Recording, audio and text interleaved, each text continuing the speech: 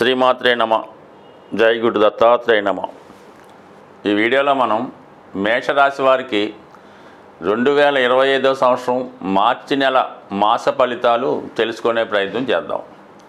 మరి మేషరాశి వారికి ఈ నెల ప్రారంభంలో 2 గ్రహాలు లాభస్థానంలో ఉండగా ఈ నెలంతా కూడా ఇంచుమించుగా ఒక అదృష్ట యోగంలాగా ప్రారంభం అవడం జరుగుతుంది. అంటే కామన్గా ఈ రవి శని భగవానుడితో కలిసి ఇంచుమించుగా మీకు మార్చి 15వ తారీఖు వరకు కూడా లాభస్థాన సంచారం వల్ల చాలా వరకు ప్రభుత్వ సంస్థల్లో కానీ ఏదైనా ప్రభుత్వ రాజకీయాల్లో ఉన్నవారికి ఏదైనా నామినేటెడ్ పదవి కానీ రావాల్సి ఉంటే ఈ సమయంలో మీరు ప్రయత్నం చేయడం వల్ల ఏదైనా ఒక అధికార పదవి వచ్చే అవకాశం ఉన్నది. అలాగే మీరు ఏదైనా ప్రభుత్వ పథకాల కొరకు కానీ ప్రభుత్వ రుణం కొరకు కానీ ప్రయత్నం చేస్తే ఈ సమయంలో మీకు దానివల్ల ఫలితం ఉండే అవకాశం ఉన్నది. కొంతమందికి ఏంటంటే వారసత్వంగా వారి పెద్దవారి ద్వారా మీకు అంటే మీ తండ్రి గారిదో తాతగారిదో వారసత్వంగా మీకు ఏమైనా భూమి రావాల్సి ఉన్నా లేదన్నా ప్రభుత్వ పదవి రావాల్సి ఉన్నా ఈ సమయంలో మీకు అవి వచ్చే అవకాశం ఉంది. అంటే మొత్తం మీద మార్చి నెల 15వ తారీఖు వరకు ప్రభుత్వపరమైనటువంటి సహకారం ఉంటుంది. అలాగే ఏదైనా చిన్నగా ప్రభుత్వ రంగ సంస్థల్లో ఉద్యోగ ప్రయత్నం చేస్తున్న వారికి కూడా ఈ గ్రహస్థితి అనుకూలించడం జరుగుతూ ఉంటుంది. అలాగే మార్చి 15 తర్వాత రవి ద్వాదశ స్థానంలోకి రావడం వల్ల అక్కడ ఉన్నటువంటి శుక్ర రాహులతో కలిసి ఉండడం వలన అనుకోకుండా కొన్ని కుటుంబ ఖర్చులు అయితేనేవ్వండి, పిల్లల విద్య కొరకు అయితేనేవ్వండి, సడన్గా మీ కుటుంబంలో ఎవరికన్నా అనారోగ్య కారణాల వల్ల అయితేనే చాలా వరకు ధన వ్యయం జరిగే అవకాశం ఉంటుంది. అలాగే ప్రభుత్వ అధికారుల నుంచి ఒత్తిడి ఎక్కువయ్యే అవకాశం ఉంటుంది. ముఖ్యంగా ప్రభుత్వానికి చెల్లించవలసినటువంటి GST, income tax, sale tax లాంటివి తప్పనిసరిగా చెల్లించవలసి రావడం కూడా జరుగుతూ ఉంటుంది. ఈ సమయంలోనే జాతకుడు కూడా కొంత వ్యక్తిగతంగా వారి యొక్క వయసును బట్టి సడన్గా ఏదైనా అనారోగ్యానికి గురవడం కానీ లేదంటే ఏదైనా ఒక ఇబ్బందుల్లో చికాకుల్లో ఇరుక్కోవడం కానీ ఏదైనా కొన్ని పోలీస్ స్టేషన్ సమస్యలు కానీ లీగల్ సమస్యలు కానీ స్త్రీల వల్ల ఇబ్బందులు కానీ ఇంచుమించుగా ఈ రాశి వారికి మార్చి 15 తర్వాత వచ్చే అవకాశం ఉన్నది. ఇక ఇంచుమించుగా మనకి ధనస్థానంలో రుజుమార్గంలో సంచరిస్తున్నటువంటి గురుగ్రహం ఈ నెలంతా కూడా అదే స్థానంలో ఉండడం జరుగుతుంది.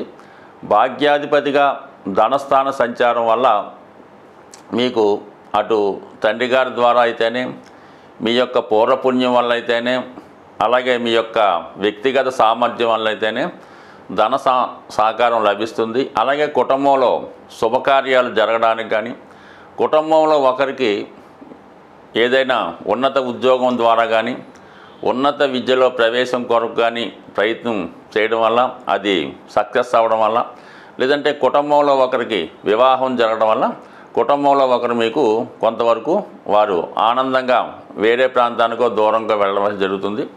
అలాగే మీ యొక్క కుటుంబ సభ్యుల సంఖ్య కూడా ఈ సమయంలో పెరిగే అవకాశం ఉంటుంది. అంటే మీకు వ్యక్తిగతంగా మీకు సంతానం కలగడం కానీ మీ యొక్క సంతానానికి సంతానం కలగడం కానీ లేదా దూర ప్రాంతంలో ఉన్నటువంటి చాలా కాలంగా మీ నుంచి దూరంగా ఉంటున్నటువంటి మీ కుటుంబ సభ్యులు తిరిగి మీ కుటుంబంలో కలుసుకునే విధంగా కూడా ఈ గ్రహస్థితి అనుకూలంగా ఉండడం జరుగుతూ ఉంటుంది. ఇక ముఖ్యంగా ఈ నెల ప్రారంభంలో చాలా వరకు సెల్ఫ్ మిస్టేక్స్ వల్ల అయితేనే ఫ్రెండ్స్ వల్ల అయితేనే దగ్గర బంధువులు అయితేనే కొంత నష్టం జరిగే అవకాశం ఉంది.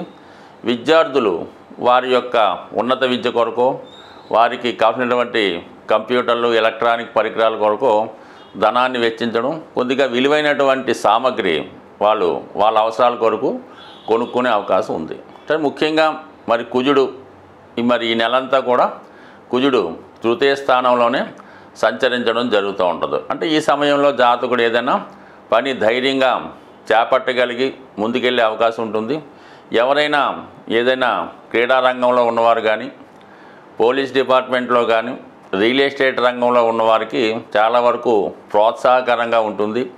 అలాగే చిన్న చిన్న ఉద్యోగాల కొరకు ప్రయత్నం చేస్తున్న వారికి సాధారణంగా ఎవరి రికమెండేషన్ లేకుండా ఉద్యోగపరమైనటువంటి మార్పులు కానీ కొత్త ఉద్యోగ ప్రవేశం కానీ ఈ నెలలో కామన్గా మీకు లభిస్తుంది. అదే ఎక్కువగా ఇది మార్కెటింగ్ రంగంలో ఉన్న వాళ్ళకి, సేల్స్ డిపార్ట్మెంట్లో ఉన్న వాళ్ళకి, మెడికల్ రిప్రజెంటేటివ్స్కి, అంటే తిరుగుతూ చేసే ఉద్యోగాలు ఎవరైతే చేస్తారో వాళ్ళకి అనుకూలంగా వారికి కొత్త ఉద్యోగ ప్రయత్నాలు ఫలిస్తాయి.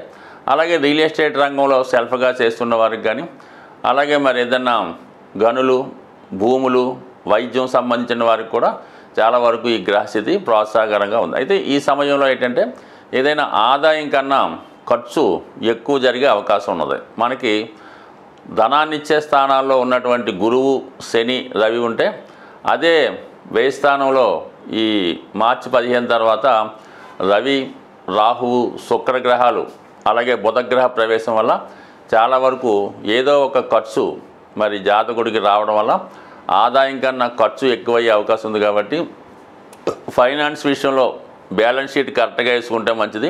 అంటే కొంత ధనం బ్లాక్ అయిపోవడం కానీ, ఇతరుల చేతిలో ఉండిపోవడం కానీ, లేదంటే ఏదన్నా స్పెక్యులేషన్ ద్వారానో, ఎంటర్టైన్మెంట్ ద్వారానో, గ్యాంబ్లింగ్ వల్ల షేర్ మార్కెట్లో కొంత మనీ కూడా బ్లాక్ అయ్యే సూచనలు ఉన్నాయి. కాబట్టి సాధ్యమైనందుకు ఆర్థిక విషయాల్లో జాగ్రత్తగా ఉండండి.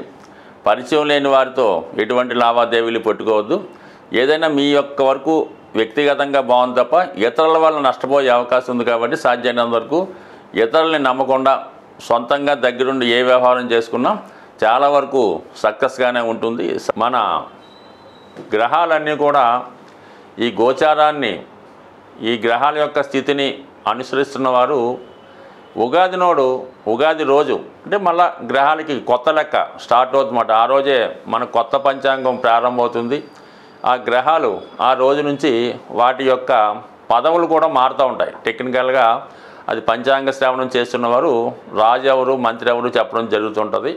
అంటే మనకి ఏంటంటే కొత్త క్యాబినెట్ ఈ ఉగాది రోజే ప్రారంభమవుతుంది. కాబట్టి మరి విధి విధానంగా అందరూ పాటించిన విధంగానే ఈ ఉగాది రోజు మీరు కూడా మరి విధి విధానంగా ఉగాది పచ్చడి సేవించి ఆ రోజు మీరు చేయవలసిన ముఖ్యమైన కార్యక్రమం ఏంటంటే ఏదైనా గోశాలను సందర్శించండి. లేదంటే మీకు సమీపంలో గోవు కానీ, ఒకవేళ మీరన్నా గోవుని పెంచుతూ ఉంటే ఆ గోవుకి శుభ్రంగా స్నానం చేయించి, పశువుతో అలంకరించి, పూలతో పూజించి, చెరుకు గడలు లేదంటే చెరుకు సంబంధించినటువంటి దవ్వ అది ఆవుకి ఆహారంగా పెట్టడం.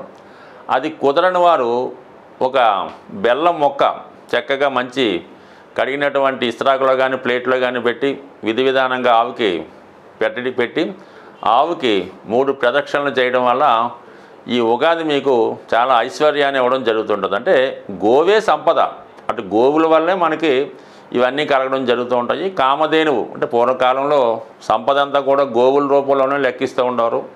అందువల్ల ఈ గోవుని మీరు ఉగాది రోజు పూజించడం వల్ల సంపద, ఐశ్వర్యం కలుగుతుంది.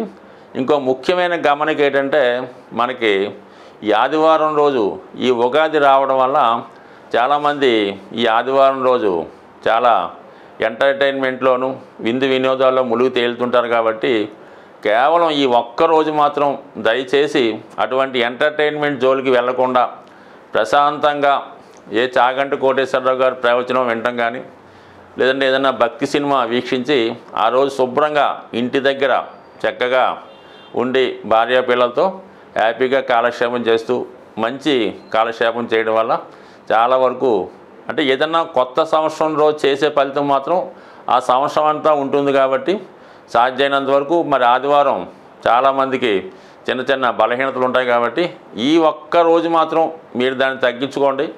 సంవత్సరం అంతా కూడా మీరు ఆ శుభ ఫలితాన్ని పొందే అవకాశం ఉంటుంది. స్వస్తి.